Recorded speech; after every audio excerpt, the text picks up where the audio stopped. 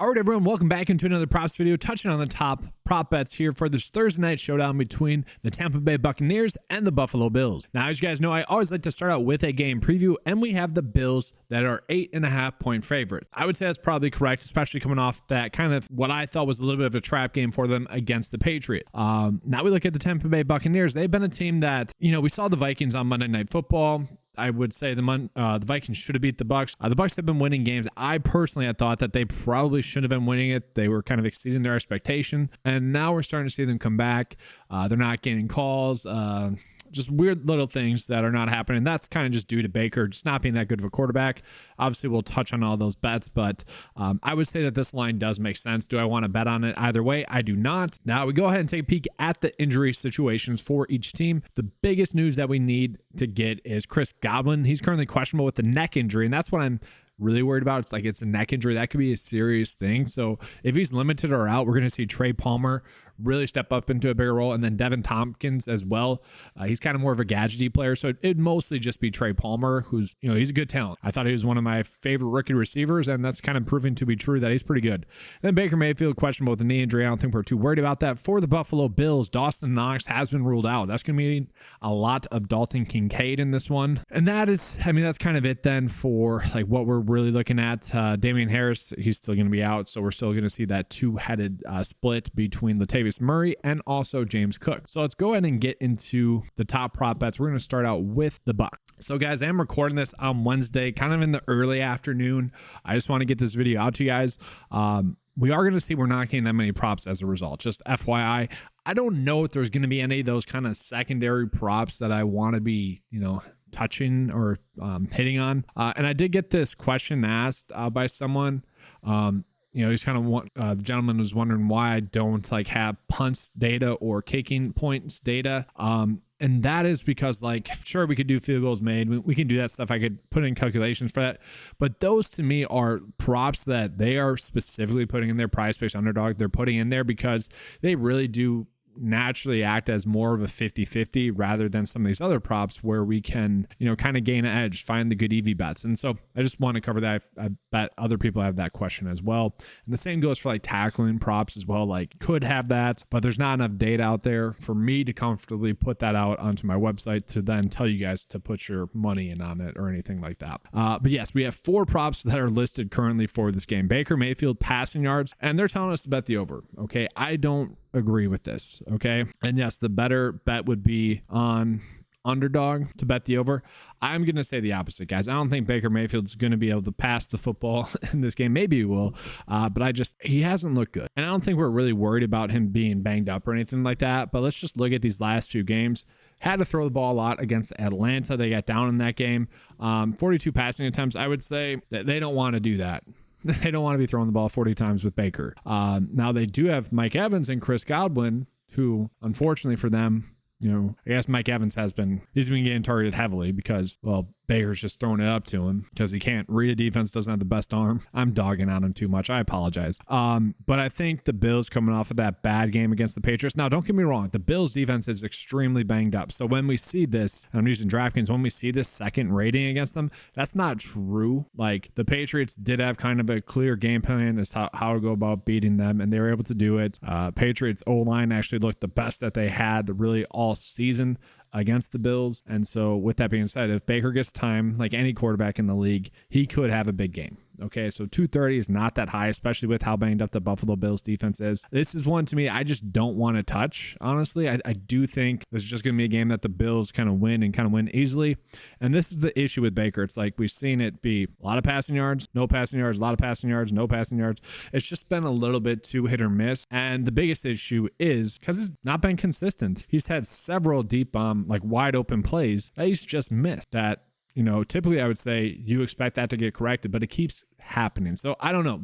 Data's telling us to bet the over here. I don't want to bet the over there. Then we got Rachaad White, where it's telling us to bet the under rushing yards at 48.5. This is going to be one that gets updated throughout the week. We already know that. It's one of these lines are going to shift, right? Now we look at White. He has been someone that has been getting kind of a line share workload, and I'll pull up his snaps here. This is on rotowire.com, if anyone's wondering. He has been playing a lot of snaps, like 78% of the snaps. I bring up Alexander Madison as a good comp for him. Kind of the same style player. I would say Madison has looked a little bit better recently, but even with this high snap share, and I think a lot of people will probably tell you that he's looked bad. I would say he's actually had, I don't want to say a tough schedule because that's not true, but against Philly, tough schedule. New Orleans, a little bit more difficult to run on than normal. Detroit, a little bit more difficult, I guess. He's just not been terrible. He's been able to do his job. Let's put it that way. And they've been finding ways to get him the football. Like, he had 6 targets, 65 receiving yards. And what's funny is Vegas thought he was going to get under 3 receptions in that game, which was interesting. So to me, he would probably make for a better like DFS play than he would like a prop bet. I would agree. Yeah, we probably would want to bet the under here. I know Zeke just looked good and continues to look good. Stevenson had probably his best game of the season thus far against that Bills defense that is banged up, and you would expect White to be able to get going, and he's going to get a lot of rushing attempts. But if they are up in that game like Vegas is thinking, then White getting those rush attempts is going to be tough to do. Now let's just talk about these two receivers, Chris Godwin and Mike Evans. Oh, and they pulled the Chris Godwin prop. Okay, interesting. Well, we'll just talk about both of them. So Mike Evans, yes. Baker Mayfield has really been just tossing the ball up to Mike Evans simply because that's just kind of Baker's going to throw a lot of passes where like you go up and win your one-on-one. He can get the football to Chris Godwin. I don't really know why he hasn't been, but we have seen Mike Evans really get targeted heavily, and I just don't see that not continuing to occur. And this is kind of one of those things where I do think we could game stack this a little bit, like Mike Evans for over receiving yards if it's at that low number. We could also do Chris Godwin for over his receiving yards as well. He is much more of a possession guy, and he has been getting targeted more heavily as well. I was just dogging Baker, but now that I'm talking through it, I actually don't mind the idea of stacking those 3 together. I'm very interested as to where the prop line on Trey Palmer will come out to for this game as well, because if they are playing from behind and if he's going to continue to play or to see an increase in snaps, like this is a lot of snap, we're going to be seeing a lot of 11 personnel if they are playing from behind. So to me, Trey Palmer could be someone that we're looking at for maybe, I don't know, over 12.5 receiving yards. Is that to me kind of sounds like a good prop line for that, or maybe 1.5 catches. I'd probably bet the over there as well. If they're playing from behind, they're going to have to throw the football more.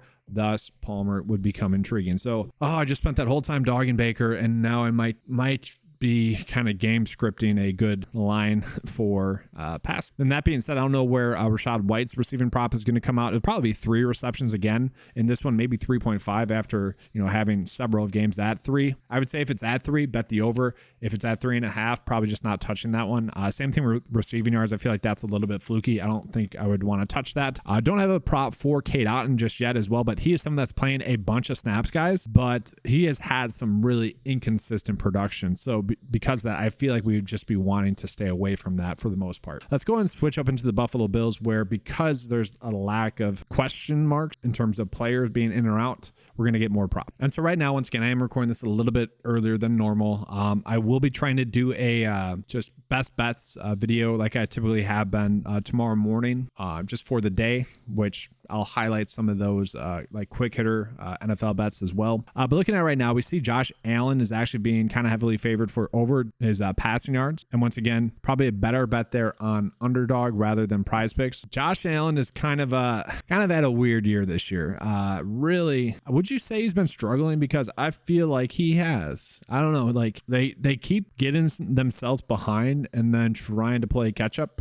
Like you would argue they should have lost against the Giants. They just lost against New England, probably 2 of the more bad teams in the league, right? Now they killed the Raiders, killed Washington, and really killed Miami. And then since then, it's been kind of ugly since that London trip. And I do feel like that's kind of a thing teams struggle with. It's been kind of ugly. Now, his production has been there, and I do think this Tampa Bay defense is good, but I do think we're going to see Josh Allen throw the football a lot. And so I would agree with the over there. Now, it's not something I want to go crazy with, not something I'm really trying to hammer home, but it's not terrible. Now, we're not going to get any James Cook props just yet either, but I will say we're probably going to like him in the passing game in some way. Like if it's at his reception prop is at 2.5 with Damian Harris out, it's not like that changes his receptions or anything like that, or it hasn't really even changed his snap counts. Like we look at James Cook's snap counts, he had 54.5 in that game. So like it really didn't shift anything. We actually just saw much more of Latavius Murray than James Cook. Like, they are very much limiting his snaps. But to me, that's just going to increase the likelihood of him just being on the field and passing down situations. And he's looked good doing it. Like, they have kind of figured out how to use James Cook, I think. And you also see James Cook, who it seemed like last year and at the beginning of this year, he really tried to break everything outside like he did in college a lot. We have not seen him do that as much this season. He's actually been pretty good between the tackles. Not great, but he's someone I just feel like he's going to get more involved this week. Maybe it's someone, depending on the fantasy score prop, where we could be betting the over there. I don't know if it's at like 11.5. I would probably feel comfortable betting the over. At 12.5, I'd actually probably feel comfortable betting the over. Anything other than that, it'd be a wait and see approach. And then if they are going to be up in this game, maybe we can look at like rushing attempts. I'm not sure what the line would be there, but I would imagine like 13.5. I would probably feel fine betting the over there. If they are going to be 8-point favorites, I could see doing that. Now, Latavius Murray is basically a 50-50 split, but if you were watching the game last week, it didn't feel like that. And so that's part of the reason as to why I like James Cook a little bit more. It's not like Murray's like bad, but I would say James Cook has kind of established himself as the better running back. Now, for the Bills, I do want to point out kind of what is going on with their snap count. So Dawson Knox, he's going to be out. We're going to see Dalton Kincaid probably get a lion's share of the workload, but we're also probably going to see Quinton Morris get some work in this game. Then at receiver, I'm kind of wondering what's going to be like. It's a little bit of the Kansas City Chiefs here, where we're seeing the Chiefs are kind of spreading out their receiver snaps. Well, we know it's Diggs, we know it's Gabe Davis, but for the receiver number 3, we're really seeing them spread it out. Trent Sherfield's getting some work. Khalil Shakir finally got some work. More recently, seeing about 35% of the snaps. And then you also have Deontay Hardy, who has looked good in limited work as well. So I'm going to start with those other 3 receivers. I'm not sure if we're going to get any props for them, but Trent Sherfield is someone that I thought was going to be kind of a breakout candidate, and then it just didn't seem like it was going to. That's before the season, before preseason, before camp, and then that just didn't seem to be the case, and I really kind of backed off of putting that take out in public. I would like to see him more involved. At the same time, they feel perfectly content with having Trent Sherfield on the field. Deontay Hardy is kind of a gadget player that they like using as well. And then we look at Khalil Shakir. It was nice to see him finally get involved last week. And is that a trend of things to come? That's what I want to know. And I don't think we know that. I think with those 3 players, their prop lines should probably all be the same because they're all going to play about the same. Now, I think Deontay Hardy's like the safest in terms of who's going to get a manufactured touch, but I don't think we want to be touching any of those too much. Now, we look at Gabe Davis, guys. I think people hopefully know that Gabe Davis is kind of a streaky player. Like the 4 straight games of scoring a touchdown is very much fluky. You can't really depend on that. And because of that, the last 2 weeks, we have not seen him be all too productive fantasy points wise. That's just kind of Gabe Davis. He is very much a hit or miss target, and I just don't like taking those high risk, high reward type of prop bets. And then we got Diggs. Diggs had 12 targets in that game. Only 6 catches, only 58 yards. Did have a touchdown as well. He is someone that coming in off of a bad game. Same thing with kind of Josh Allen as well. You just expect them to play better. And so, he is someone that really looked good in prime time and has really just looked good this whole season as well. Coming in off of a bad game, I expect him to figure it out. And so this line that we're getting at 86.5 is probably correct. Don't get me wrong. Like, he was coming in off of a bunch of awesome games, so it's not surprising that he finally had a bad game. Okay. Getting over 100 yards per game is just not sustainable, but it's starting to feel like we have a little bit of a stacking opportunity. We could do Diggs over receiving yards. We could do the Bucs players over receiving yards. Hopefully that game does kind of play out the way Vegas is thinking. And I would say if the Bills are going to be ahead by 8 points, winning by more, winning by that much, that's going to be because Diggs has a big game. That's going to be because Josh Allen has a big game. And if they're playing from behind, the Bucs are, then that's why I like the over receiving yards for those other guys. Now, I do just want to talk about Dalton Kincaid. Yes, this has been bumped up to 41.5. Now, the reason why you'd bet on the over here is because you expect him to basically play 80% of the snaps and take over for Dawson Knox production. And my worry with that, Quinton Morris is out as well. So yeah, he should be getting a lot of work. My worry with that is that we're going to see him operate more as a tight end, I guess, rather than kind of more of a split out kind of Travis Kelce-ish type of play. I do think that's going to lead to him getting a bunch of targets on this game. Like Dawson Knox is, LeBron thinks he's a top 10 tight end. And honestly, I don't think that was too far-fetched. I mean, Dawson Knox is a pretty complete tight end. He just, his hands. He has some hands issues, some mental mistakes and whatnot, but we can see 3 targets, 6 targets, 6 targets. The yards aren't exactly there. He's been used a little bit more blocking this year, but you get Dalton Kincaid maybe running a few more routes, and that's going to be encouraging to me. My worry is that they're going to actually ask him to block a little bit more, and then one of these third options, and maybe James Cook. That's kind of why I like James Cook a little bit more in the passing game.